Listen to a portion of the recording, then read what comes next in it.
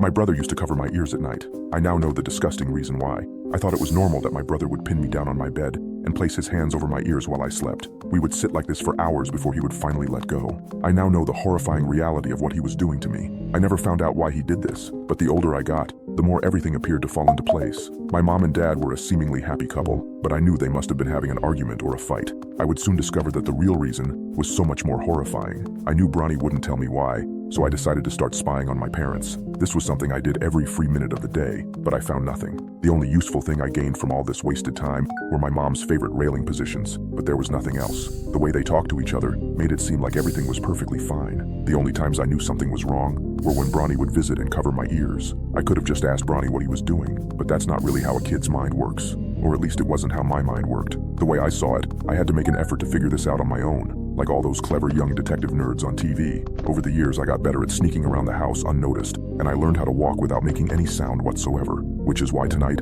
I decided I would creep up to Bronnie's bedroom and peek in through the keyhole. At first, everything looked normal, but as my eyes moved to his desk, I saw it. His laptop was opened, and there was a video playing on it. I knew I had to see what it was, so I opened his door and walked over to his desk. After some consideration, I pushed play. This would soon become the biggest mistake of my entire life. At first, it took me a second to realize what I was seeing. There was a man strapped to a table completely unclothed. He was in a bright white room with a mirror next to him. Suddenly, though, another figure walked into frame. They were wearing a mask and a crimson uniform. They pulled gloves out of their pocket and put them on. By this point, everything in my body was telling me to stop watching, but I continued anyway. The figure picked up a scalpel from the table and started making large cuts into their flesh. I watched as the man first lost his fingers, and then his arms. His screams filled the room as blood spilled all over the once white floor. I couldn't take it anymore. I closed the laptop and quickly ran back to my room and locked the door. I couldn't believe what I had just seen.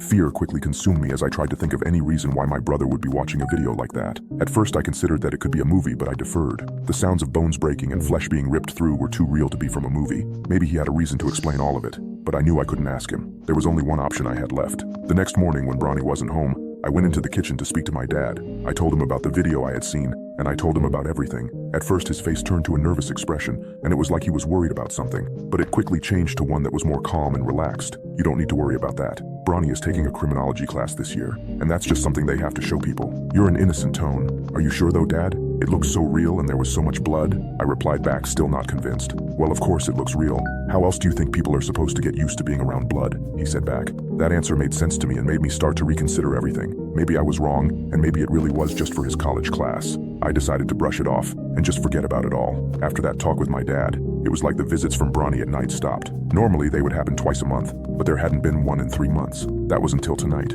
Now usually I would be asleep when he visited, but tonight was different. It was summer break, so I was still awake handling business in the bathroom when I heard Bronnie open the door to my bedroom. He called out my name and I heard him pull the sheets off my bed looking for me. "Is he awake?" I suddenly heard my dad ask from the hallway. "He's not here," Bronnie responded back. "He must be spending the night at a friend's house." "That's good though. Just make sure you stay upstairs," my dad replied. I considered coming out from the bathroom and telling them that I was home, but I stayed quiet and waited until I heard them walk downstairs. I quickly got up from the toilet and snuck downstairs. I expected to see someone, but it was empty. I was confused at first, but then I heard faint noises coming from the basement. I couldn't tell what I was. I couldn't tell what I was hearing, so I went to the basement door and tried opening it, but it was bolted shut. This wasn't normal, as I had never seen these locks on the door before. I considered just leaving it and going back to my room, but I had to know what they were doing down there. I looked around the kitchen for anything I could use to pry the door open, until I came across a lockpick in the back of a cabinet. I walked back to the door and began picking the 5 locks, each more complicated than the last. As the last lock came free, I felt chills shoot down my spine. It was like I knew something about this was horribly wrong, but I just never could have imagined how much worse it would really be.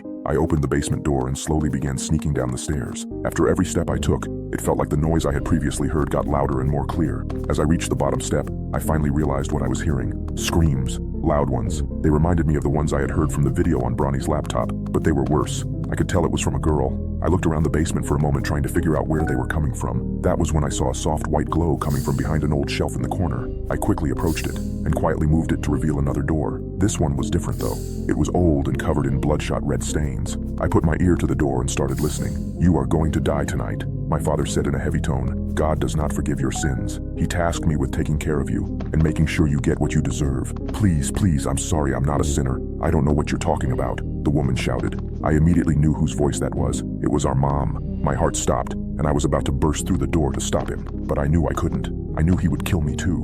You don't have to do this. Please, I'm your wife for Christ's sake, Mom shouted. That was the last thing I heard before her cries were replaced by loud screams. Screams that could be heard across the world. What followed was the sound of several bones being broken and the ripping of flesh. It went on for several minutes, until finally my father spoke. It's time to clean up, he said. That was when I knew I had to get out of there. I had to tell Bronny about what I just witnessed. I quickly moved the shelf back into place, threw my blood-covered shoes into a bin, and ran to the stairs. I was just about to reach the top when I felt a familiar hand cover my mouth. It was Bronny. He started pulling me back down the stairs and towards the glowing white room. As he was approaching it, he pulled me close and whispered, "He should have just covered your ears." You can now check if there's a part 2 by pressing share and more.